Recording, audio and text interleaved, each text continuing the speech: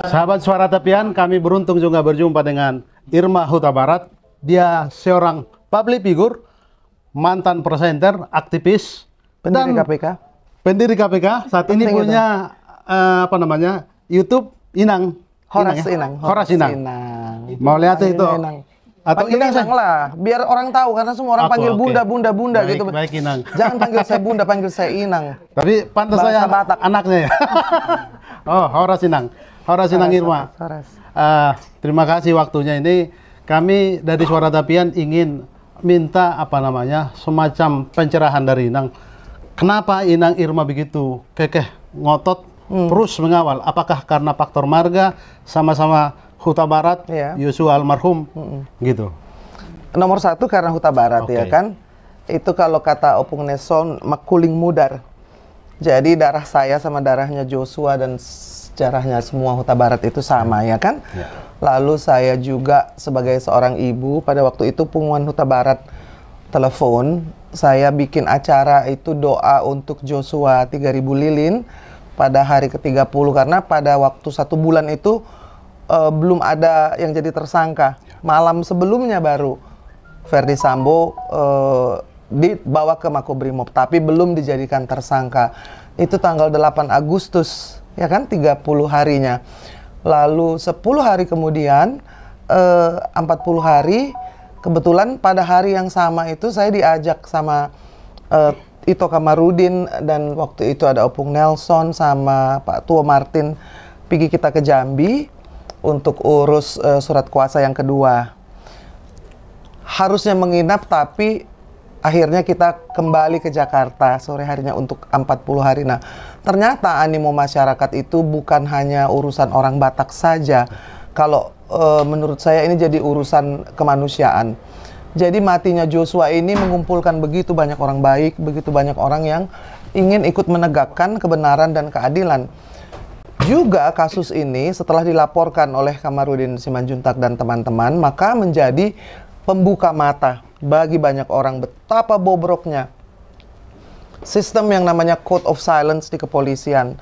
Lalu juga perlahan-lahan namun pasti akhirnya ketahuan semua rekayasa, semua kebohongan dan semua dusta-dusta itu runtuh satu persatu.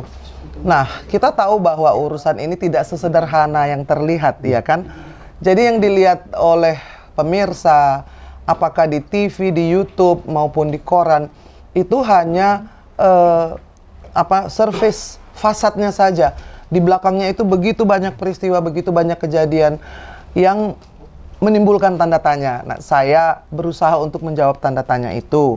Misalkan ketika Komnas HAM dan Komnas Perempuan memberikan rekomendasi yang sesat itu, bahwa mereka harusnya mengurusi HAM, hak asasi manusia. Tapi ketika mereka memberikan rekomendasi tentang pelecehan seksual diduga keras, judulnya itu salah sebetulnya. Kalaupun nanti itu akan dipakai oleh pengacara untuk sebagai pembelaan, menurut saya itu tidak ada dasarnya, ya kan? Jadi mengajari orang juga sekaligus edukasi publik, begitu banyak yang mendukung dan ternyata orang-orang itu tidak tahu apa fungsi komisi, lalu fungsi polisi Tribrata pun tidak tahu. Jadi ini juga kesempatan untuk memberitahu kepada semua orang, seluruh rakyat Indonesia bahwa Polri itu bukan punya polisi. Kebohongan kalau diulang-ulang, dipublis terus berulang-ulang itu menjadi seperti kebenaran begitu. Itu kan dalam konteks ini kan seperti diproduksi kebohongan itu. Kita kan seperti menjadi kebenaran begitu. Paham. Kita kan menegakkan hukum. Yang kau bilang itu adalah propagandanya Hitler. Ya, propaganda Hitler, orang-orang yang fasis, mereka akan mempropagandakan sesuatu kebohongan sehingga akhirnya dipercaya. Hitler propaganda, orang Yahudi itu jahat, orang Yahudi itu patut dibunuh, patut digas. Akhirnya orang-orang percaya, ya kan? Itu bukan hanya kebohongan, tapi kejahatan yang dilegitimasi.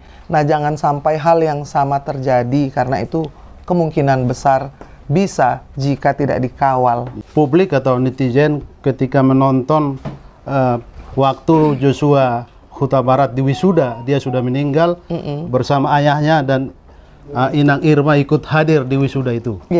Irma Huta Barat kelihatan menangis begitu. Bukan saya saja yang menangis. Apa perasaan? Iya, semua menangis, tapi apa suasana Iya. batin waktu itu?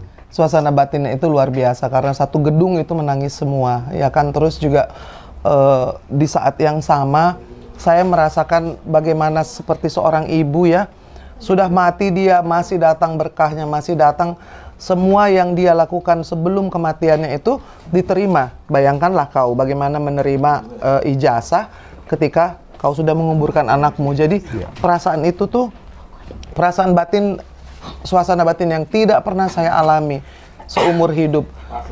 Dan itu menunjukkan bahwa bagaimana Joshua itu betul-betul bersusah payah dan ingin mencapai cita-citanya. Jadi dia bulan Juni kan sudah lulus, tapi waktu itu 23 Agustus saya mendampingi. Karena pada waktu itu Eda Rosti tidak datang karena masih belum enak badan. Jadi itu menurut saya juga adalah satu inspirasi bagi semua orang untuk mencapai cita-citanya, sama untuk Marsikola Nasa Timbo Timbona.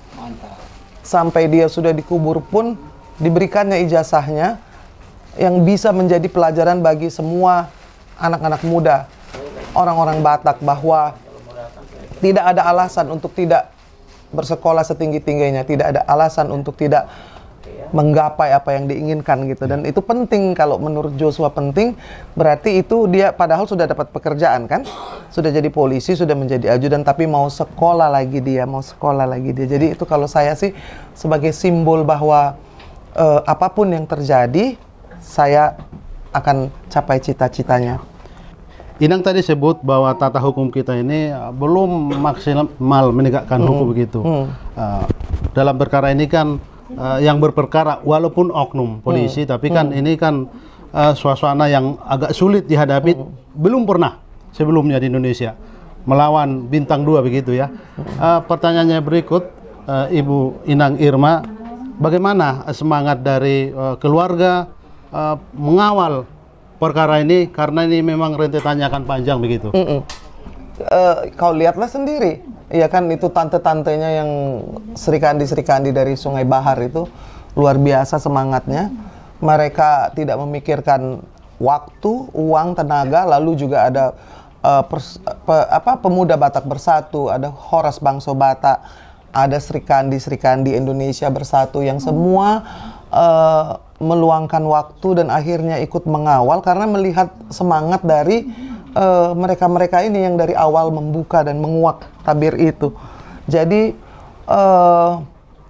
keluarga Huta Barat beruntung ya, punya tante-tante Boru Simanjuntak yang begitu gigih, setengah mati, bersusah payah untuk membuka ini dan terus mengawalnya, dan tidak mengenal kata menyerah. Jadi orang-orang juga melihat, oh ini solidaritas Batak. Kebetulan memang keluarga ini keluarga yang pejuang, terutama perempuan-perempuannya ya. Luar biasa perjuangannya.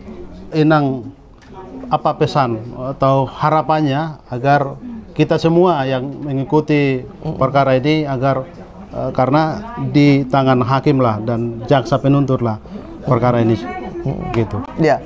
Kan tadi kita sudah bicara penegakan hukum ini belum tegak, masih rubuh-rubuh, masih juga terpelanting ke kiri dan ke kanan. Jadi yang menjadi masalah itu ketika yang merusak hukum, yang korup, itu adalah aparatur negara. Jadi negeri ini bermasalah karena kebanyakan yang jahat atau yang korupsi itu adalah penegak hukum, ya kan? Masih ingat Hakim Agung yang ditangkap baru-baru ini? Iya. Lalu juga Jenderal Bintang 2 ditangkap. Nah, itu artinya kurangnya pengawasan. Walaupun sudah ada komisi-komisi, ya kan, ada Kompolnas, ada komisi kejaksaan, ada Komnas HAM, ada Komnas macam-macam. Tetapi yang pengawasannya paling jujur ya dan paling bermanfaat itu adalah dari publik, dari masyarakat sebagai pemegang saham terbesar dalam republik ini, supaya orang-orang tahu bukan hanya haknya tetapi juga kewajibannya. Mudah-mudahan melalui kasus ini bisa memetik pelajaran dan juga bisa memiliki spirit yang sama dari para pengacara yang luar biasa, dari bibi-bibi yang pantang menyerah, dan juga dari saudara-saudaranya Joshua Huta Barat yang pada hari ini hadir hanya untuk menunjukkan kepada publik bahwa perjuangan ini masih panjang, tapi kami jalani dan kami percaya bahwa Tuhan akan membimbing langkah kita. Baik, terima kasih Nang.